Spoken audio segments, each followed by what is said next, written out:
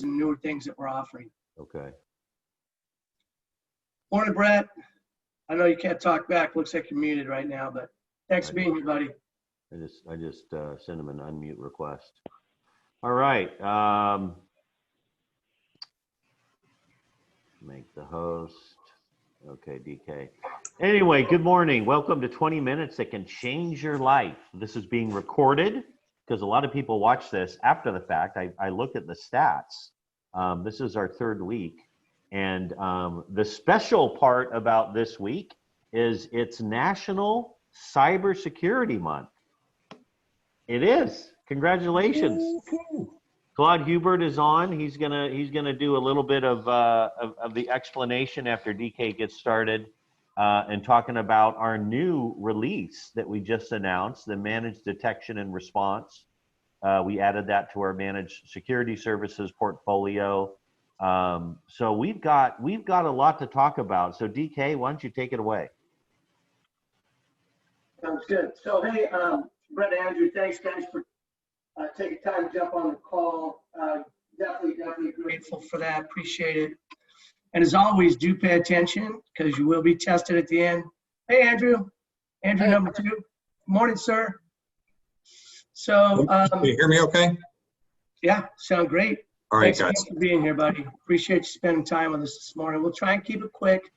The goal is 20 minutes. As you know, it's tough. It's a sprint, but we're on it. So, again, you know, the idea behind these presentations, team, is to remind everybody that, you know, the artist formerly known as Telepacific has migrated, and we're now TPX 2.0, which is a managed services carrier. And with the idea being for our partner community, having additional tools that will enable them to really just increase residual and spiff income because of the new products and services that we're offering these days. Again, the reminder about the network. I know this is old news for you guys, so I'm going to go quick, but that's one of the huge differentiators for us as a managed services provider, maybe even a managed services carrier, is we do have that fiber optic backbone that you know, most MSPs do not. And these are, again, the services that we're reviewing. You know, what we're doing these days, we're doing UCaaS, SD-WAN. Microsoft 365 has got a lot of changes. I think that may be our next one coming up. So we'll talk about that at the very end. But as you can see in blue, today it's about security. And we're going to focus on firewalls because it's a huge topic. And we've got a very short period of time here. So we'll get to endpoint protection another week. And then, of course, the disaster recovery as a service and the Meraki line of business will come in the coming weeks. So this is the slide that had been part of the deck for a while now as to why TPX for managed firewalls. And it was kind of just talking about, well, it's a next generation unified threat management. We do provide support 24/7, 365 days a year. We manage, we do the patching, provide customer support, and blah, blah, blah. But what we're really excited to talk about is we've got some new things happening with the service. So one of the things we'll talk about here briefly is an added level of service that we call MDR, or Managed Detection and Response. And are you guys hearing that clicking? Is that just me, or? Yeah, I can hear it too. I do hear it. I guess Maybe everybody can go on mute. Yeah, if you're not talking right now, if you could go ahead and mute out, that would be greatly appreciated. And then we're also going to be doing monthly vulnerability scans, which is brand new. We're increasing the log retention out to a full year. We're doing some sandboxing, kind of similar to what we've seen with the Microsoft 365 offering. There's a new data leak prevention thing. And so, Claude, this is where I wanted to kind of throw it over to you a little bit. On the monthly vulnerability scan, is that sometimes referred to as a pen test? You're on mute, Claude. There you go. No, pen test is actually a penetration test that's done from the outside towards the inside. The monthly vulnerability scan is basically any IPs that are facing the internet. We scan them for possible, for any kinds of issues, whether there's some ports open on those IPs that shouldn't be open, those kinds of things. But it's not a pen test. That's different. A little different. Cool. Well, I appreciate you clearing that up. And then on the managed detection and response, what's new about that?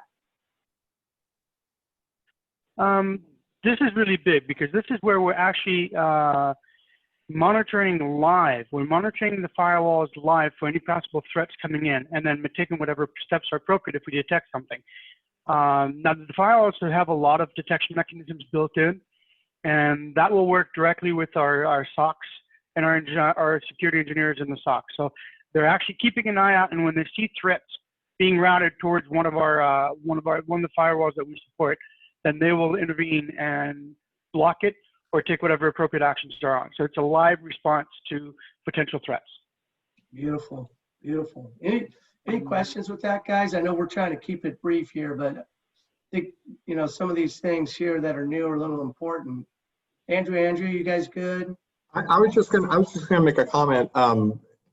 I like how it's actually the managed detection and a response. It's not just a, hey, notification, hey, we found something on your network, or someone trying to intrude your network. Or there's actually some sort of response, some sort of action that we would take in that case, right? Absolutely, yeah. Yeah. And Claude, why don't you talk just 30 seconds on our two SOCs, because a lot of people don't know that we have two SOCs, and talk about the level of professionals that we've got in both of those locations. Well, both of our SOCs are military grade, and they're staffed by mostly, believe it or not, mostly military security specialists. So it's top of the line. Customers can go visit them if they'd like. They just need to make arrangements with our teams to go in. Of course, there'll be some things that'll be hidden that they won't be allowed to see, but they'll be able to see the level of security physically to get into there, and then they'll see the threat maps and how the threats are being flowed from different countries and everything else. We see all that live, and they can see our security engineers working on resolving issues and tracking threats before they even hit our firewalls. Great. So it's pretty impressive. We have one in St. Louis and one in Portland, Maine. Great. I have a question about international traffic. Do we only monitor U.S. domestic traffic, or what about a customer that has? We monitor worldwide traffic. Worldwide traffic. So if we have a customer that has locations, in Singapore or wherever, we're also able to monitor that as well. Correct. Good to know. And then, so Steve, thanks for that. That was great. The data leak prevention, how's that different from, what we've been doing in the past, Claude? Well, that actually, we had it before in our optimum level. Data leak prevention is being moved to the secure level. Basically, it's the firewall detects large movements of data and will block it if it seems, because usually a large block of data being moved out, it's usually someone copying information. So it will highlight it and warn us, and then we'll pause it while one of our engineers takes a look at it and see if it's legitimate or not. Beautiful. And then the last bullet here, this web application firewall, how's that different from managed firewalls we've always done in the past? Well, the web application firewall is basically a firewall for a web application. If you have a web application that's an application that's sitting on one of your servers and it's being accessed from the web, this creates a firewall between that application and the internet. So that'll help protect that application and all the data that it contains from any internet attacks. That's How is that different than CASB? Then what, I'm sorry? CASB, the Cloud Access Security. This is really a software firewall. So it does basically the same thing that the firewall does on the network, but it does it for this particular application. It doesn't prevent other security measures from functioning, but it just adds another layer. Keep in mind, cybersecurity, the more layers you add, the more chances you have of mitigating issues. And this is just one additional layer to protect specific applications. So Andrew, what is CASB? Well, CASB is where it deals with the applications that are sitting in the cloud. So it is a cloud application-based security methodology. So it does do the respond, detect, protect of the cloud application specifically. Got it. So that's basically. Yeah. Cool. This does that also for local applications. That's really the big difference is that this can be on their server. It doesn't have to be a cloud-based application. So if you're running like Office 365 or you got Box.com or a bunch of other cloud apps, right? You still have that vulnerability issue that you would want to protect yourself and more importantly, do some sort of, to your point, some sort of response on that. My understanding on the web application firewall is basically for in-house applications. That wouldn't apply to Microsoft Office, for example, because that's cloud-based entirely and it's on their own servers. So this should be for firewalls for web applications they have running on their servers. So let me ask you another question, Claude. We've covered that the MSX firewall now includes secure SD-WAN, monthly vulnerability scans, high-performance next-gen firewalls, and fully managed and self-managed and co-managed options.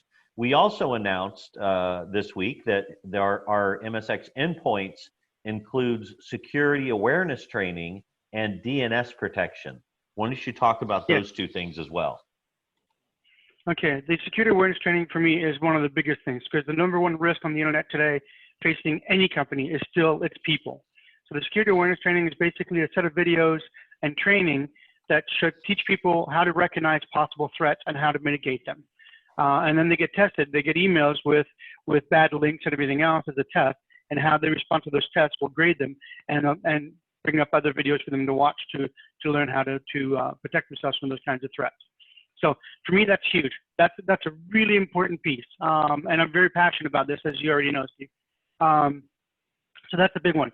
The DNS protection, basically it's going to take all the traffic that's going out to the internet, and it's going to run it through a DNS protection package from Webroot. It's Webroot Threat Intelligence. Webroot scans the internet at least 3 times a day and identifies all the sites where there's malware, where there's some potential risks, and flags them.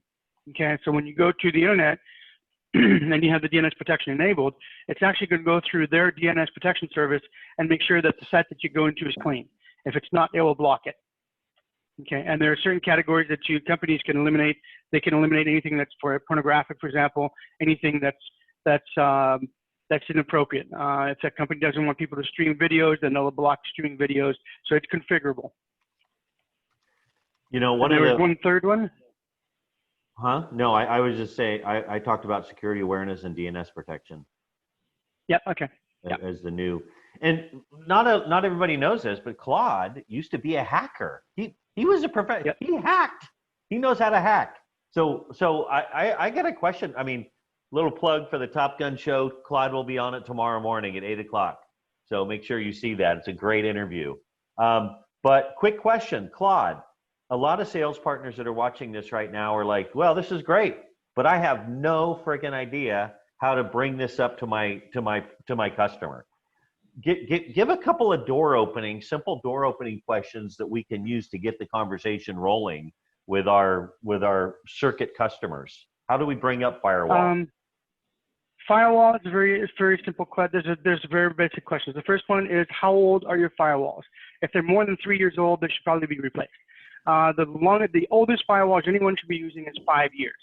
By that time, they are way out of date because threats occur new threats every week. So the firewalls have to be kept up to date. Second thing you ask them is, when was the last time their firewalls were updated? So how old is your firewall? When was it last updated? And do you maintain it?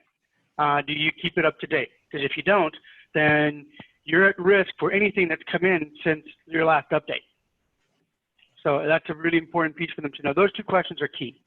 The other question to ask is, do they have SSL packet inspection?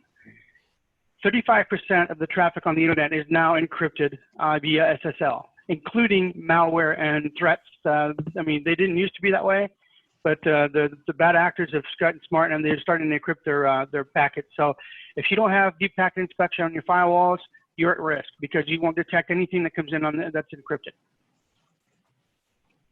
Very well said. Very well said. DK, you wanna close us out? Or you got any other questions or presentation? Well, you kind of jumped in the middle there, Steve. So I'm going to keep going. I just had a quick question while Claude's here, just for a brief moment. Did we cover what NIST was? No, and that's a very good question, because it was on the slide, and that was actually, man, Andrew, how is it that you know what my quiz questions are in advance every second week? I can't believe it. Maybe we should go over that. That was going to be kind of a double bonus for anybody who knows what it is. I didn't even know what it was. So Claude, can you tell us what NIST stands for, what that's all about? NIST is the National Institute of Standards and Technology. It's a federal program to basically set a framework for security. So it's important that people become aware of it, and you can see right there, you got on the screen, you know, the identify, hang on, I can't see the other ones beneath it. Identify others, protect, detect, respond, and recover. Okay, those are the 5 steps to identifying threats and responding to them. So NIST is basically a standard framework for cybersecurity, and it's published by the National Institute of Standards and Technology. If you go to NIST.gov, you'll have all the details. You'll have some slides, you'll have some presentations, and you have information about what NIST is and how it can be used. Quick question, Claude. Brett Stoffer once wrote in and said, you said that the firewall should be replaced after 3 to 5 years or just updated? Personally, 3 to 5 years, it should be replaced. Okay. In the market, as a general rule in IT, we consider that the life of a hardware product is 5 years. Anything beyond 5 years, well, you're taking risk with possible vulnerabilities. For firewalls, because the threat vectors have increased dramatically, and there's so many threats coming out every week, that it's best to keep them up to date and upgrade them regularly so that you have the most powerful version of the firewall that you can get. Because the hardware gets more powerful, it can handle higher bandwidth, it can do more. So my personal feeling is I would replace firewalls every 3 years, all the other hardware every 5 years. Great, great, thank you. All right, DK, you want to wrap us up and get your quiz? Yeah, so the last couple things I wanted to mention that's new for TPX is we now become PCI and HIPAA compliant with our firewall service, which is cool. So, you know, for you guys that have customers that are looking for those business associated agreements, we can do those now. And then with Fortinet, somebody mentioned, I think maybe it was you, Steve, we're also able now to offer secure SD-WAN with the Fortinet version of our managed firewall product, which is cool. And here's a little bit about it. I know we're running a little long here, so we'll make it quick, but there is some load balancing that can take place in a Fortinet firewall. It's a single box solution with incredible security, but also kind of a SD-WAN light sort of feature functionality. But just keep in mind, for you guys that are familiar with Velo, it is different than the Velo Cloud flavor of SD-WAN. There's no gateways, so there's no QoS out on the internet. There's none of those virtual IPs, inbound internet failover, jitter buffering, forward error correction. That stuff is all specific to Velo. So not all SD-WAN is created equal, but if you need more, we can talk about that. And that does bring us to our quiz.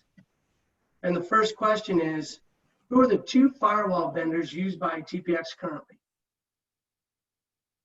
And I think we're doing them in chat. Yeah, I got the chat room open here. Andrew Peretti, Fortinet, and Meraki. Ding, ding, ding, ding, ding. The man is a legend. You're becoming a legend on these. He should work at TPX. Oh, wait.